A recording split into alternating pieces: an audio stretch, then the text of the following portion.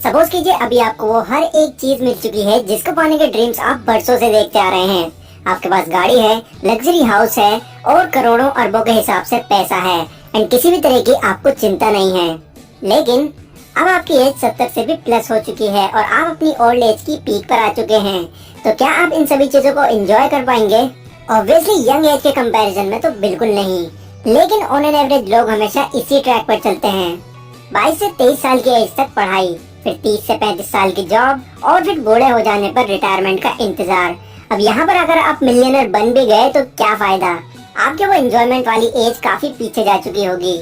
आज मैं आपके साथ जो बुक समरी शेयर करने वाला हूँ वो आपको ये सोचने पर मजबूर कर देगी कि आखिर क्यों आपको अपनी अर्ली एज में ही फाइनेंशियली फ्री हो जाना चाहिए, ताकि आप इन सभी लग्जरीज को अपनी अर्ली एज के अंदर ही एंजॉय कर सको।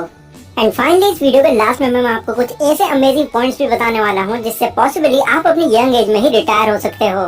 बट उससे पहले एक बहुत ही इम्पोर्टेंट बात, अगर आप इस आवाज के पीछे के फेस को देखना चाहते हैं एंड मुझसे और ज्यादा कनेक्टेड रहना चाहते हैं तो मुझे इंस्टाग्राम पर जरूर फॉलो करें, क्योंकि वहीं पर आजकल मैं ज्यादा एक्टिव रहता हूँ। So let's begin. तो अगर मैं आपके सामने ये वर्ड्स बोलता हूँ, एक बहुत ही अमीर इंसान, तो आपके ब्रेन में भी Bill Gates, Ratan Tata, Mukesh Ambani, Elon Musk और जेफ बेजोस जैसे अमीर लोगों की पिक्चर्स घूमने लग गई होंगी। और हार्डली किसी ने ये सोचा होगा कि एक 24 से 25 साल का लड़का जो घर बैठे अपने बिजनेस के थ्रू लाखों करोड़ों कमा रहा होगा। ऐसा क्यों? क्योंकि मैक्सिमम लोग ऐसा सोचते ही नहीं कि 24 से 25 साल का लड़का भी मिलियनर बन सकता है, और अगर बन गया तो वो उसका लक है। ऑथर एमजे डिमार्को जब अपनी चाइल्डहुड एज में थे तो वो एक दिन अपनी गली में आइसक्रीम खा रहे थे, तभी उनकी नजर एक चमचमाती लैम्बोर्गिनी कार पर पड़ी जो कि उनसे थोड़ी ही दूरी पर खड़ी हुई थी। उस कार को देखकर भी ऑथर के माइंड में यही आया कि जरूर इसका मालिक कोई बूढ़ा आदमी होगा। पर जो इंसान उस कार के पास आया उसे देखकर ऑथर एकदम हैरान हो गए। उस कार का मालिक एक 25 साल का नौजवान था। ऑथर ने वहां जाकर उस आदमी से पूछा कि आप क्या काम करते हैं, तो उस आदमी ने बताया कि मैं एक इन्वेंटर हूँ, और वो वहाँ से चला गया। बस तभी से ही ऑथर को ये यकीन हो गया कि कम एज में भी अमीर बनना पॉसिबल है। उसके बाद उन्होंने इस बारे में बहुत रिसर्च करी, कई अलग अलग बुक्स पढ़ी, लोगों के बारे में जाना, जिसके बाद उनको ये पता चला कि इस दुनिया में लोग सिर्फ 3 तरह के रास्तों पर चलते हैं, जिनमें से पहला है साइड वॉक, दूसरा है स्लो लेन और तीसरा है फास्ट लेन। तो चलिए एक एक करके हम तीनों के बारे में जानते हैं।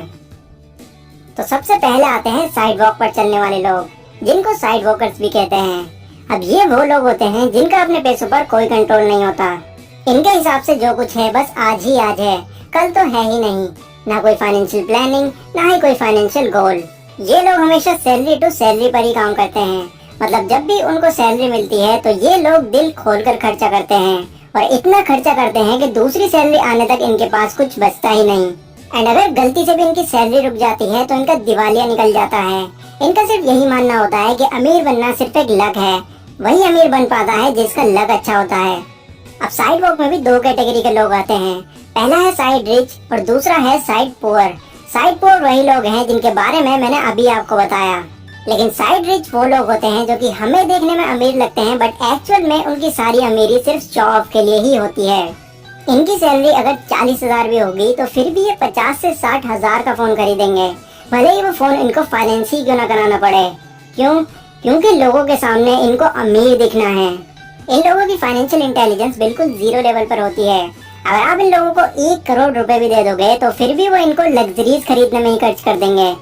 ऐसे लोगों की पूरी लाइफ स्ट्रगल में ही बीत जाती है और ये कभी भी फाइनेंशियली फ्री नहीं बन पाते।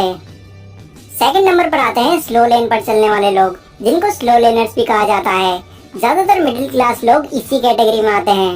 ये लोग साइड वॉकर्स से तो मिलियंस ऑफ टाइम बेटर होते हैं। इनको एटलीस्ट अपने आने वाले कल की चिंता होती है। ये लोग जिस जॉब या बिजनेस में काम करते हैं उसमें से कुछ पैसा सेव करके इन्वेस्ट कर देते हैं, ताकि उनको इन फ्यूचर एक स्टेबल और सिक्योर लाइफ मिल सके। और ऑथर के हिसाब से अमीर बनने का ये रास्ता भी नहीं है। जैसा कि नाम से ही पता चल रहा है, स्लो लेन। ये लोग एक टाइम पर आकर अमीर जरूर बनते हैं, पर तब तक ये अपनी सारी यंग एज गंवा चुके होते हैं। एग्जाम्पल, मान लीजिए आपको डॉक्टर बनना है, तो इसके लिए आपको इसकी पढ़ाई पूरी करनी पड़ेगी, जिसको पूरी करने के लिए लाखों रुपए खर्च हो जाते हैं। इवन कुछ बड़ी डिग्रीज के लिए तो करोड़ों भी। यहाँ पर हम मानकर चलते हैं कि 25 से 30 साल की एज में आपने अपनी पढ़ाई भी पूरी कर ली। अब इतनी एज हो जाने के बाद अगर आप किसी हॉस्पिटल में जॉब करते हैं या फिर आप अपना खुद का क्लिनिक भी खोलते हैं, तो यहाँ पर आप एटलीस्ट 25 से 30 सालों तक तो काम करोगे ही। अब इस वाली एज को भी क्रॉस कर जाने के बाद अगर आप फाइनेंशियली फ्री हो भी जाते हो तो उस वक्त आपकी ये लाइफ एंजॉय करने के लिए एज ही नहीं बचेगी। अब इससे मेरा ये मतलब नहीं है कि आपको एक डॉक्टर बनना ही नहीं है। डॉक्टर बनना लोगों का एक ड्रीम होता है ताकि वो लाखों लोगों की हेल्प कर पाएं। बट अगर आप ये सोचकर डॉक्टर बनने जा रहे हैं कि डॉक्टर बन जाने के बाद आप बहुत अमीर हो जाएंगे, तो ये वाला एग्जाम्पल आप ही के लिए था। बट अगर आपको अर्ली एज में ही फाइनेंशियली फ्री होना है तो इसके लिए ऑथर हमको तीसरा रास्ता रिकमेंड करते हैं, जो कि है फास्ट लेन का। इस रास्ते पर चलने वाले लोगों को फास्ट लेनर कहा जाता है। इनकी पढ़ाई स्कूल या फिर कॉलेज तक ही सीमित नहीं रहती, ये हर दिन कुछ न कुछ नया सीखते रहते हैं, अपने नॉलेज को इम्प्रूव करते रहते हैं, ताकि इस नॉलेज के थ्रू वो एक ऐसा सिस्टम क्रिएट कर सकें जिससे उनको जिंदगी भर कमाना ना पड़े। और इसके लिए वो जितने हो सके एसेट्स क्रिएट करते हैं और एक टाइम पर आकर वो मिलियनर बन ही जाते हैं। वेल, ये सब इतना आसान भी नहीं है। इस प्रोसेस में आपको साइड वॉक और स्लो लेन के मुकाबले ज्यादा मेहनत लगती है, बहुत सारे सेक्रीफाइसेस करने होते हैं, प्लस यहाँ पर टाइम भी लगता है। बट उतना तो बिल्कुल भी नहीं कि आपको बुढ़ापा देखना पड़ जाए। अब सवाल ये आता है कि फास्ट लेन के रास्ते पर हम आखिर चल कैसे सकते हैं, यानी कि फास्ट लेन के रास्ते पर चलने का तरीका क्या है।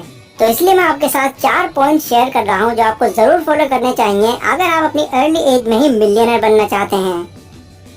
Point number 1, attack the need. आपको ऐसा सिस्टम या फिर बिजनेस क्रिएट करना होगा जो लोगों की नीड को पूरा करता हो, क्योंकि जितनी ज्यादा वैल्यू आप लोगों को प्रोवाइड करेंगे, इन फ्यूचर आप उतने ही अमीर बनते चले जाएंगे।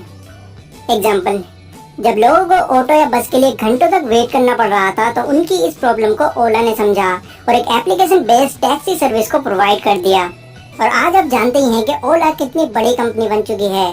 ठीक इसी तरह होटल्स के लिए परेशान हो रहे लोगों को ओयो ने समझा और चीपेस्ट प्राइस में लोगों को ठहराने का सिस्टम क्रिएट कर दिया। एंड ओयो भी आज बहुत ज्यादा पॉपुलर हो चुका है। आपको भी ऐसा ही सिस्टम क्रिएट करना होगा जो लोगों की जरूरतों को पूरा करता हो। जितने बड़े लेवल पर लोगों की प्रॉब्लम होगी, उसको सॉल्व करने के बाद उतने ही ज्यादा अमीर आप वहाँ से बनते चले जाएंगे। दूसरा पॉइंट है हाई एंट्री बैरियर बिजनेस। अब इसको कुछ इस तरह समझते हैं कि मान लीजिए आपने एक कपड़े की शॉप खोली, तो आपको क्या लगता है वो खुलते ही फेमस हो जाएगी? बिल्कुल नहीं। आपके जैसे ही हजारों लाखों और लोग भी हैं जो ऑलरेडी इस काम को पहले से करते आ रहे हैं, और ये लोग आपके कॉम्पिटिटर्स हैं। अब अगर आपको अपने कॉम्पिटिटर्स को बीट करना है तो कुछ ऐसी यूनिकनेस अपने प्रोडक्ट में लानी होगी जो बाकी लोग लाने की सोच भी ना सकें, तभी आपका बिजनेस इतने कंपटीशन में भी ग्रो कर पाएगा। थर्ड पॉइंट है स्केलेबिलिटी। आपके पड़ोस वाली किराने की शॉप भले ही कितनी भी बड़ी है, पर उसका मालिक इतना अमीर नहीं होगा जितने अमीर जेफ बेजोस हैं। Reason scalability. आपके एरिया की दुकान सिर्फ एक पर्टिकुलर एरिया को ही कवर कर पा रही है, पर अमेज़न के थ्रू आप पूरे वर्ल्ड में कहीं से भी शॉपिंग कर सकते हैं। ठीक इसी तरह आपके एरिया के बर्गर वाला इतना फेमस नहीं होगा जितनी फेमस मैकडॉनल्ड कंपनी है। बर्गर तो दोनों ही बनाते हैं, बट मैकडॉनल्ड ने अपने आप को स्केल किया हुआ है, जिससे पूरी दुनिया के लोग उस कंपनी को जानते हैं। तो इसीलिए ऑथरों को यही एडवाइस करते हैं कि जितने बड़े लेवल पर आपका बिजनेस स्केल होगा, उतने ही आपका बिजनेस ग्रो होने के चांसेस बढ़ जाएंगे। और लास्ट पॉइंट है detach your business with time. मतलब आपको कोई ऐसा बिजनेस क्रिएट करना होगा जो कि सोते वक्त भी आपके लिए पैसा बनाता रहे। एग्जाम्पल, अगर आप अमेज़न या फ्लिपकार्ट पर एक ऑनलाइन सेलर हैं तो लोग कभी भी आपके प्रोडक्ट को खरीद सकते हैं, वो भी बिना आपके वहाँ इन्वॉल्व हुए। या फिर एक घर खरीद कर रेंट पर दे देना, यहाँ भी आपके पास बिना किसी मेहनत के पैसा आता रहेगा। ठीक इसी तरह और भी काफी सारे ऐसे एसेट्स हैं जो कि 24 आवर्स आपके लिए पैसा बनाते रहेंगे, वो भी आपके ज्यादा बिना इन्वॉल्व हुए। जिनमें से टॉप 10 एसेट्स के बारे में मैंने एक वीडियो भी बनाई हुई है। इस वीडियो के खत्म होने के बाद आप जरूर चेकआउट करें। ये सभी बातें मैंने आपको एमजे डिमार्को की book the millionaire fast lane से बताई हैं। इस बुक में इसी तरह की और भी काफी सारी इंटरेस्टिंग बातें बताई गई हैं जो आपको जरूर पढ़नी चाहिए अगर आप अपनी यंग एज में ही सफल होना चाहते हैं। इसका लिंक मैंने डिस्क्रिप्शन में दिया हुआ है, वहां से जाकर आप इस बुक को परचेज कर सकते हैं। लाइक और शेयर कीजिए अगर ये वीडियो आपको जरा भी यूजफुल लगी हो तो।